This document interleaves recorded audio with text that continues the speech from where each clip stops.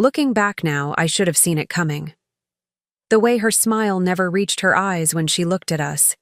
The way she always lingered when he was around, making small comments, pretending to joke, but always watching, calculating. But at the time, I was in love. Blindly, deeply, foolishly in love. His name was Daniel.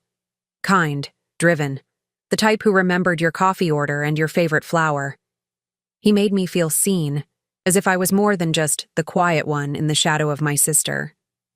With him, I was radiant. I was alive. We met in college, in a whirlwind of library glances and accidental touches.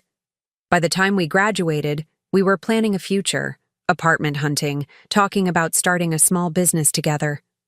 My world was built around him, and I thought his was built around me. Of course, I wanted my family to love him too, especially my mother. She was complicated. Cold in the kind of way that looked warm on the outside. She always wore pearls and praise that stung like knives. When I first introduced Daniel to her, she smiled. Too wide. Too long. "I see what you like in him," she said, eyes never leaving his face. "He's impressive." I brushed off the tone. I told myself she was just trying to be polite. She'd never been very affectionate, not to me at least. But I hoped this would be different. I wanted her to be proud of me, for once. At first, she played the supportive role well, inviting us over for dinners, offering him advice on his career. But she never really spoke to me, only about me. She was always a quiet child, I heard her say once while pouring him tea. Too sensitive, too soft. She said it as if I wasn't even in the room. I laughed it off then. Daniel gave me a look that said, "Ignore her." But something inside me shifted. The comments started piling up. "She doesn't handle pressure well. She always needed someone to hold her hand. She's sweet, but not strong." Each one was tiny, almost forgettable. But over time, they stacked like bricks around my worth. And Daniel, my Daniel, began to change. At first, it was subtle. He stopped asking my opinion on things, started going to my mother for advice more than me. He and my sister Claire began talking more too. They'd never been close before. She had her world, I had mine. But suddenly, she was always there, laughing at his jokes, teasing him about things only I had once known. One night, I came home from work and found the three of them, my mother, Daniel, and Claire, sitting at the kitchen table, wine glasses in hand, laughing like old friends. I stood in the doorway, invisible. I told myself it was nothing, that families blend, that I was being paranoid. But the way my mother looked at me when I finally walked in, it was the look a queen gives a pawn she's about to sacrifice. That night, as I cleaned up the dishes alone, I overheard her, her voice low, calm, too composed. "She's not strong enough for you, Daniel. My other daughter is." I froze. The plate slipped from my hand and shattered in the sink. No one came to check on me. Not him. Not my sister. Not even her. I stood there, hands trembling under the cold tap water, shards of ceramic at my feet.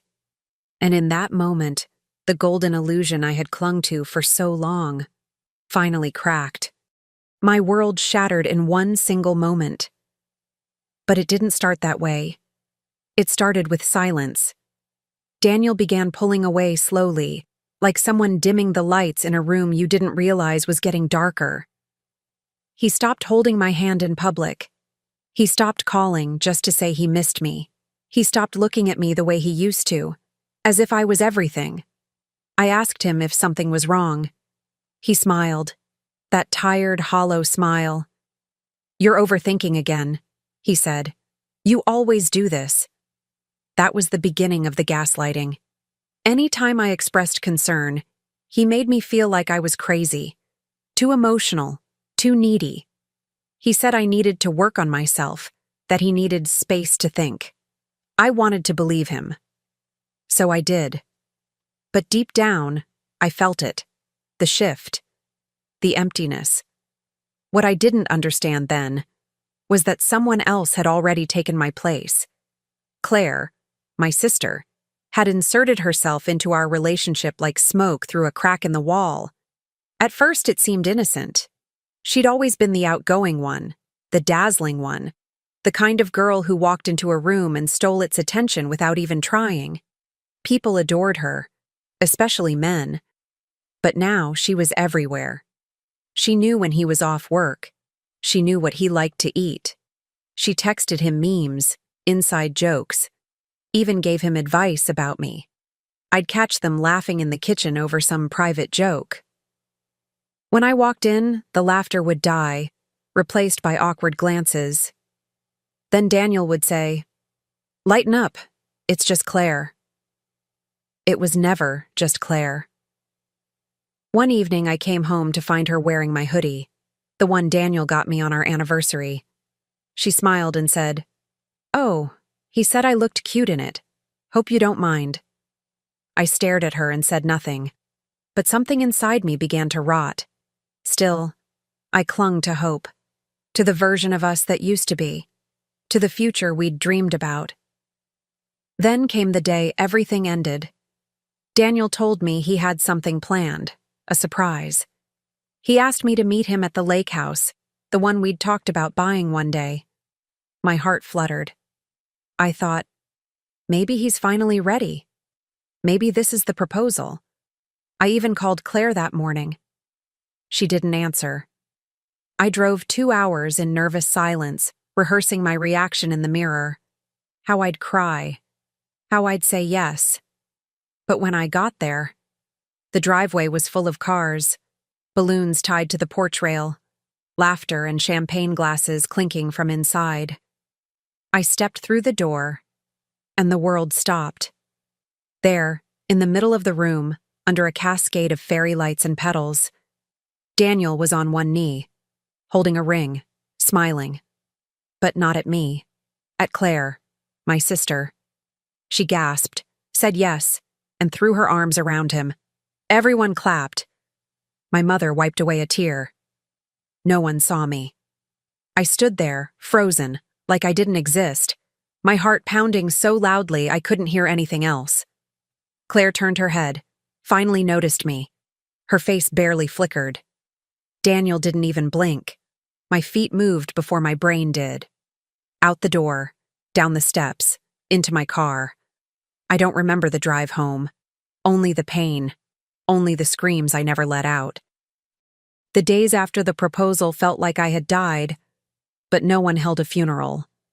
I didn't eat, didn't speak, didn't cry. I just lay there, staring at the ceiling, trying to understand how everything had collapsed so quickly and so quietly. How do you mourn a future that was never yours to begin with? Everywhere I turned in the house, there were ghosts of that betrayal. The breakfast table where Daniel used to make me laugh. The couch where I first told him I loved him. The hallway where my mother whispered poison behind my back. Now it all felt staged. Like I had been living in someone else's story, waiting to be pushed off the page. My mother never acknowledged what happened. Not once. Instead, she began treating me like I was the problem. "The silence is so dramatic," she said one morning, placing her tea down like a judge slamming a gavel. "You're embarrassing yourself." I looked at her, numb. He proposed to Claire. She raised her eyebrows, shrugged. "She's better suited for him. She has backbone. You've always been too fragile. This is for your own good. For my own good." The words hit like acid on an open wound, as if tearing out my heart was some kind of favor. Claire didn't say anything either. Not sorry, not guilty, just smug, like she'd won something that was always meant to be hers. I became a ghost in that house, floating through rooms, quiet, invisible. Days turned into weeks. I stopped answering friends, stopped going outside.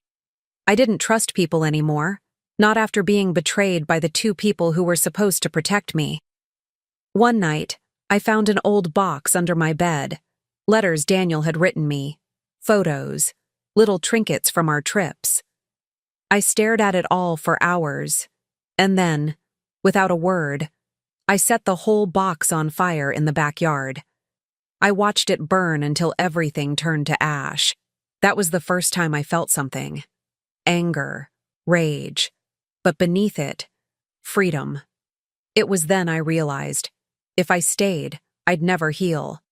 I'd spend the rest of my life walking on eggshells in a house built on betrayal. So I made a decision. Quiet, simple, final. I packed one suitcase, some clothes, a notebook, a single photo of me smiling before the storm. I didn't leave a note. I didn't say goodbye. I just left.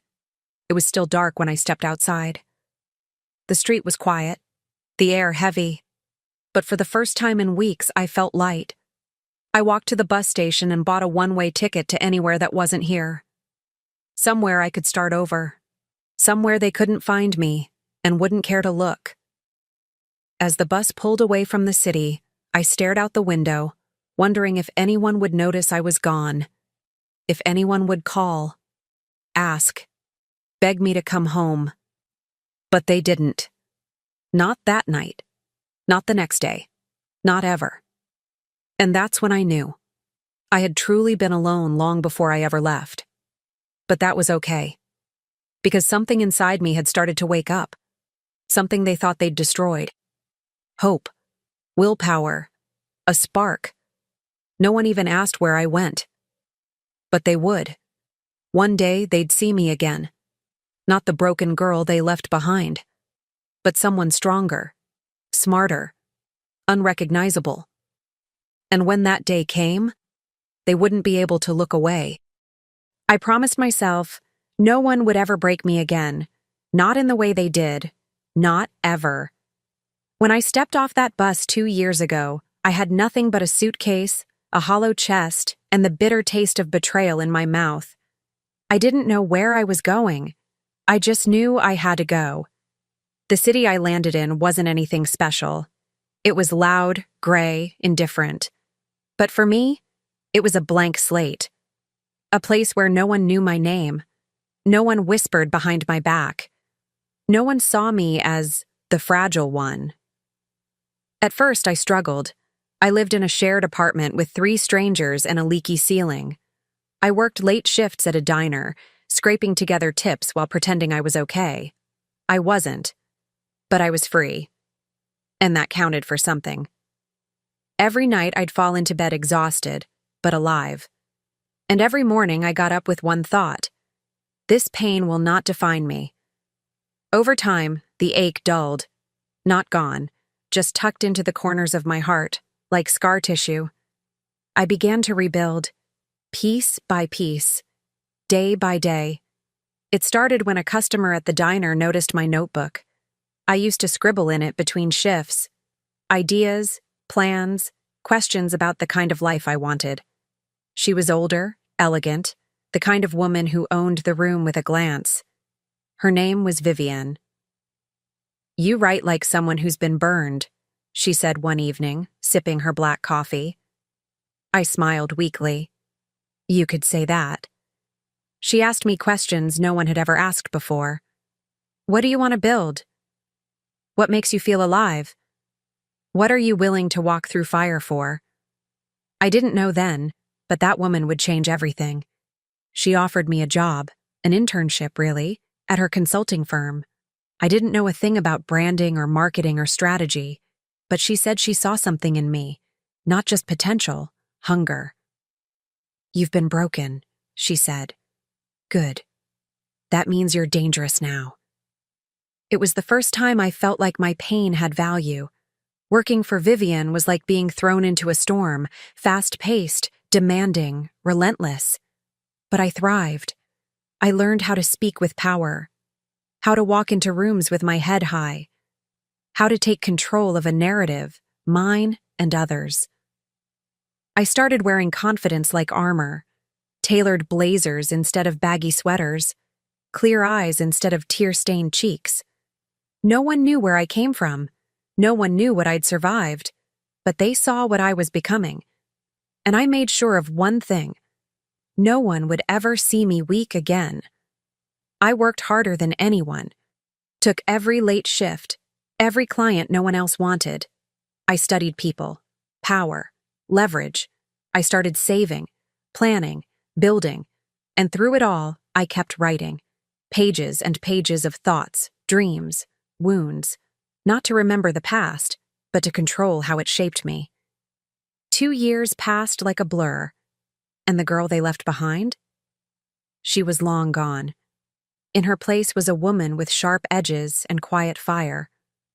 A woman who didn't beg to be chosen anymore, because now she was the one doing the choosing. And though I never said their names aloud, not once, I thought of them often. My mother, my sister, him, not with pain, not with longing, but with patience, because I knew someday they'd see me again, and when they did, they wouldn't recognize the woman I had become. He saw the broken pieces in me and loved them anyway. I wasn't looking for love, not after everything I'd been through. Love, to me, had become a weapon, sharp, reckless, cruel. So when I met him, I almost missed him entirely. It was at one of Vivian's events, sleek, formal, filled with powerful people who smiled too much and meant too little. I was there to network, not feel.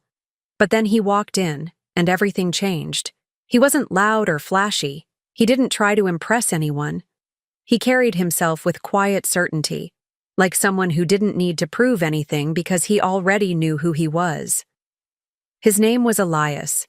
We were introduced in passing, a simple handshake, but there was something in his eyes, steady, thoughtful, that made me pause. Most men looked through me. He looked into me. We talked, for hours. Not about surface things, weather, business, titles, but about art, grief, ambition. He listened like it mattered, like I mattered. He never asked about my past, and I never offered it. It was safer that way, because I didn't want to explain why I flinched when people made promises, or why I kept a bag packed under my bed, just in case. With Elias, I didn't have to pretend. I could breathe, but still, I held pieces of myself back. Not because I didn't trust him, but because I didn't trust what love could turn into. So I let him in slowly. Coffee dates that turned into long walks, weekend dinners that turned into sleepovers on the couch, moments that turned into memories without either of us naming what we were. And maybe that was the most beautiful part, that he never rushed me. He was successful, but never arrogant, commanding, but never controlling. There was something about him that made people listen when he spoke, and something else that made them nervous when he didn't. I noticed things, subtle things. The way his phone would ring and he'd step away without a word. The way he knew too much about people he'd never met. The way his smile sometimes disappeared too quickly when he thought no one was watching. He was hiding something, just like I was. But neither of us asked.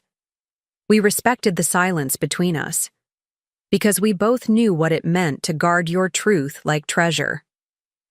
One night, I woke from a nightmare, sweating, heart pounding, flashes of the proposal, the betrayal, my mother's voice. I thought I was alone, but Elias was already awake. He didn't ask what happened.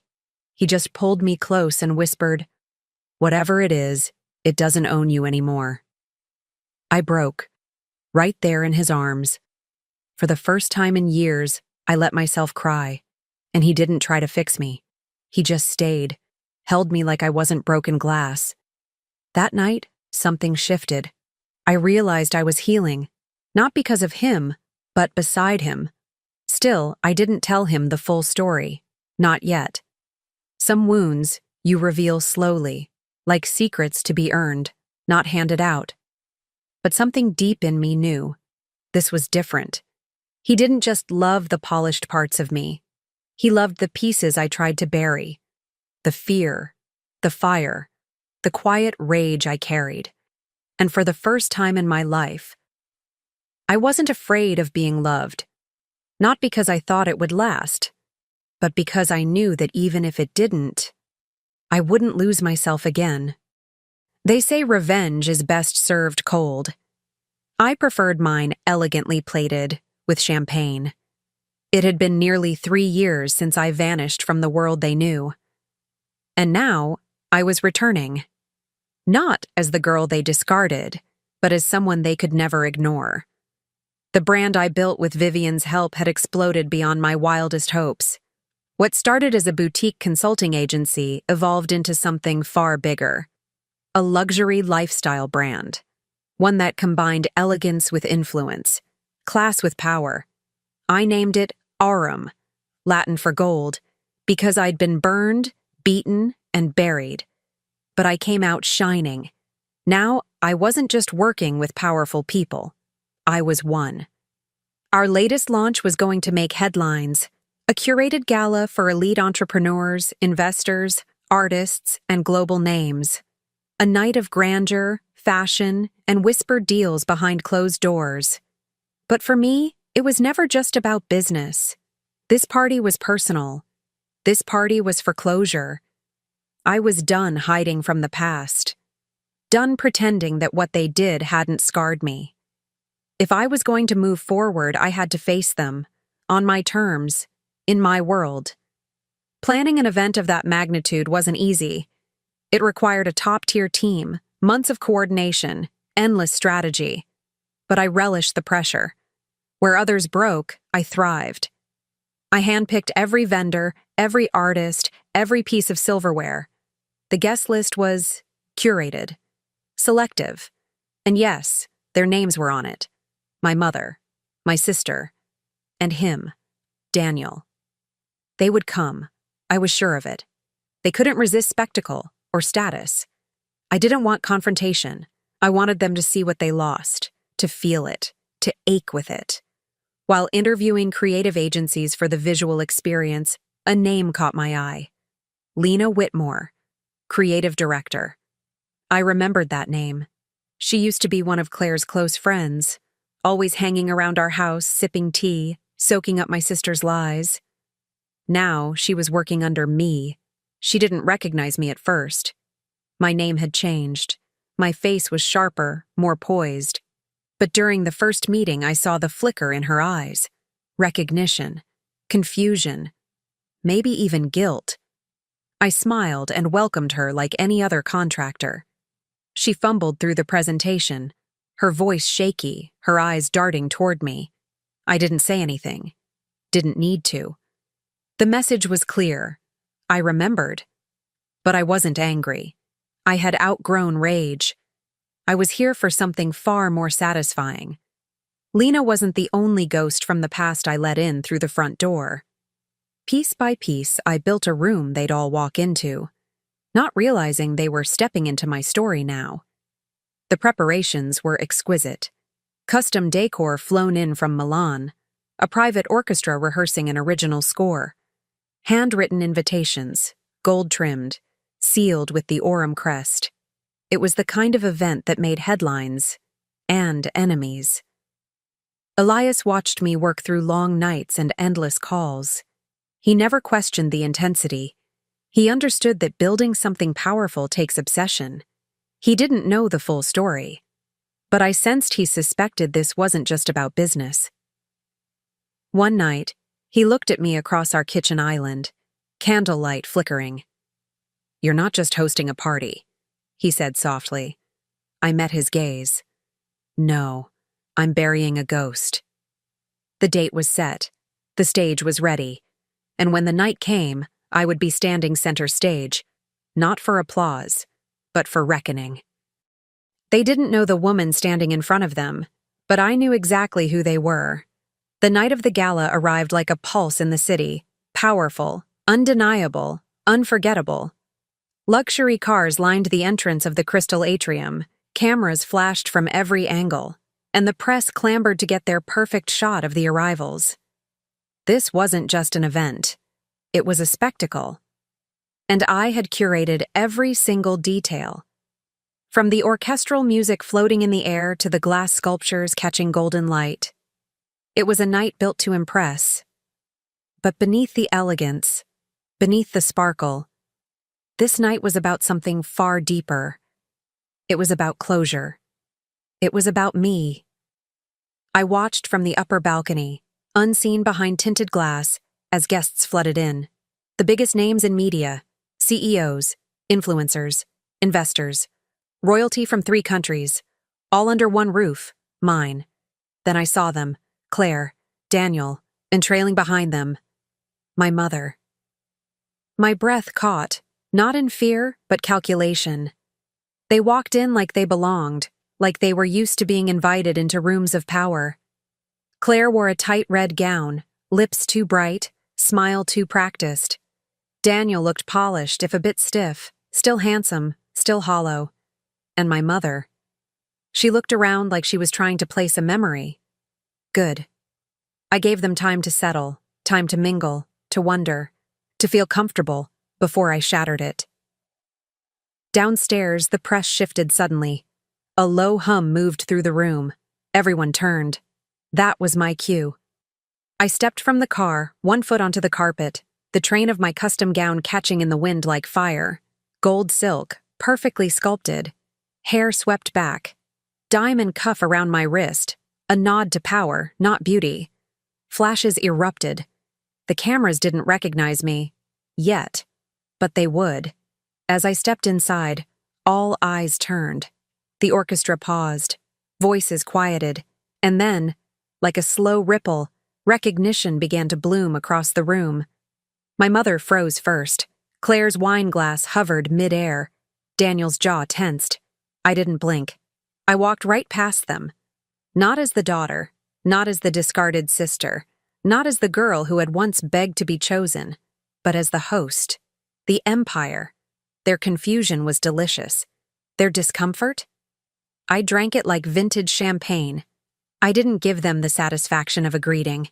No dramatic confrontation. Just a smile, cool, distant, commanding. Vivian stood beside me.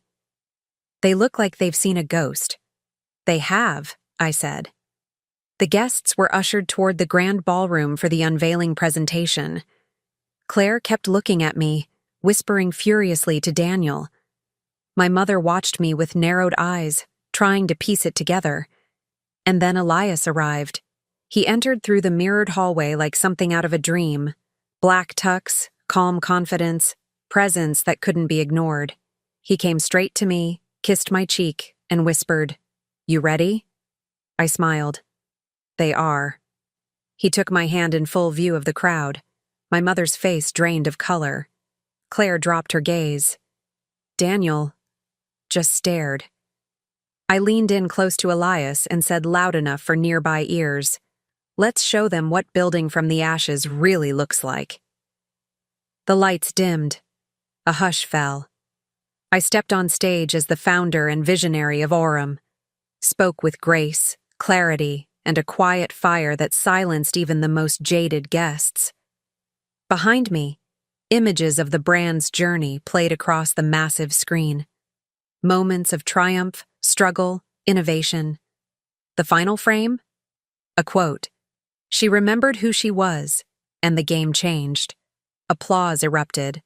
But I only looked at 3 faces in the crowd, Claire, Daniel, my mother, and I smiled, because they didn't know the woman standing in front of them, but they would. Oh, they would. He shook his hand and nearly dropped dead. The night was winding down. The final toast had been made, the applause still echoing in the chandeliered ballroom. Guests lingered with glowing smiles and clinking glasses, unaware of the storm about to hit, except for 3 people. My mother hadn't spoken a word all evening. Claire's expression had curdled into barely concealed panic. And Daniel? Daniel was trying to hold it together. I could see it. The charming mask he wore for the world was slipping. I knew that look. The same one he had the night I walked in on him proposing to my sister. But this time, I was in control. "Are you ready?" Elias whispered beside me. I nodded. We walked onto the platform one final time. Guests hushed again. Anticipation hung heavy in the air. Before we close the night, I said, voice calm, elegant, measured, I want to introduce the man behind the scenes, the one who's supported me in every step of building Aurum, the one who helped me rebuild what others tried to destroy. I turned to Elias. My husband. There was a beat of silence, and then thunderous applause. Most of the crowd smiled, clapped politely, genuinely pleased. But 3 people didn't move. Daniel's eyes locked on Elias, then widened. His lips parted slightly, but no words came out. He looked like he'd seen a ghost. Because he had. Elias stepped forward and offered Daniel his hand. Daniel, he said smoothly, his voice like velvet lined with steel, it's been a long time. Daniel's mouth moved, but only one word slipped out. You? Elias smiled, unbothered. Still reporting to Gregory? Or did they finally give you something of your own? My heart pounded, not from nerves, but from adrenaline. From the joy of watching the truth sink in. Daniel wasn't just shocked. He was terrified. Because Elias wasn't just any man. He was the very executive Daniel had spent years trying and failing to impress. The mentor he envied. The one whose career he'd secretly tried to mimic. The powerful figure in their industry whose approval could make or break someone like him. He never knew Elias was married, and certainly not to me. Now here he was, shaking the hand of the man who had everything he ever wanted, who had me. The same girl he left behind, now standing beside the man he could never measure up to. Claire paled. I could almost hear her mind spiraling, calculating how this changed the game. All her talk of being the better choice, the stronger sister, crumbled in an instant. My mother turned away, shame clouding her eyes for the first time I could remember. I almost pitied her. Almost. Elias squeezed my hand. You did that beautifully, he murmured, just for me. I leaned in, still facing the crowd. I meant every word. As the music resumed, guests returned to mingling. But I knew Daniel wouldn't recover from this. Not tonight. Maybe not ever. The irony was poetic. He broke me to climb. And now I stood taller, while he trembled under the shadow of the man beside me. And that wasn't revenge. That was justice.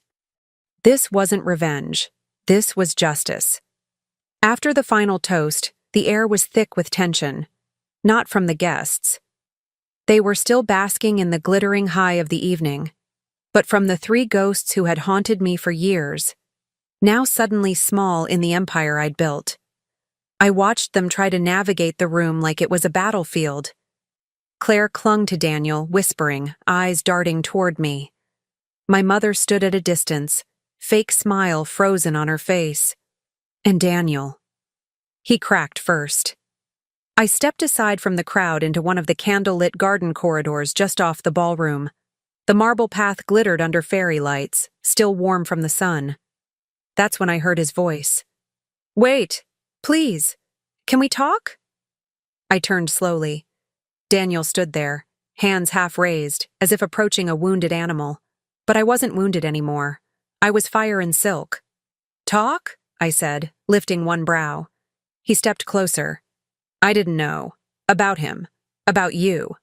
I stopped him with a soft laugh. Not cruel, just hollow. You didn't know a lot of things, Daniel. Or maybe you did. You just didn't care. I was young. I was confused. Your mother said you weren't ready, that Claire was stronger? I finished, folding my arms. Better suited for your career? Easier to manipulate? His face flushed. I made mistakes, he admitted. But I never stopped wondering about you. When I saw you tonight, I felt like I'd seen who you really were. What we could have... No, I said quietly, stepping toward him now. What we could have been. You broke something I spent years trying to rebuild. Alone. You didn't just walk away. You watched while they tore me down and said nothing. He lowered his gaze, and that's when Claire appeared. Are you seriously still chasing her? She hissed, stomping toward us in heels that didn't suit the ground. Her eyes locked on mine, blazing with something between jealousy and desperation. You think this changes anything? She spat. So you got rich. So you married someone powerful. You think that erases who you really are? I think it reveals it, I said coolly. And that's what scares you. She flinched. I didn't raise my voice. I didn't insult her.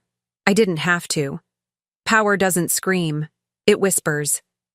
I made my peace with the past, I said. You're still fighting to pretend it never happened. Claire scoffed, but her voice trembled. You think you've won? I smiled, turning away. Oh, Claire, this isn't a game. But if it were, I'd already be holding the last move. As I began to walk back toward the ballroom, one last shadow stepped forward. My mother. Her face was calm, too calm. You've grown, she said softly, and you've done well for yourself. I waited. I knew what was coming. But you've let bitterness define you. That's not strength. That's vengeance. I tilted my head. No, Mother. You taught me vengeance. You raised me on it. I just chose to use it differently. She opened her mouth to speak again, but I cut her off gently. I'm not angry anymore, I said. I don't need your apology. I don't even need your recognition. I looked her in the eyes. I just needed you to see who I became without you. She looked away first. And that's when I knew. The power had shifted, not because I shouted, not because I destroyed them, but because I didn't have to. I walked back into the lights, into the life I'd built with no thanks to them. And tomorrow, when the final piece of my plan unfolded, they would finally understand. They hadn't just lost me. They had created me.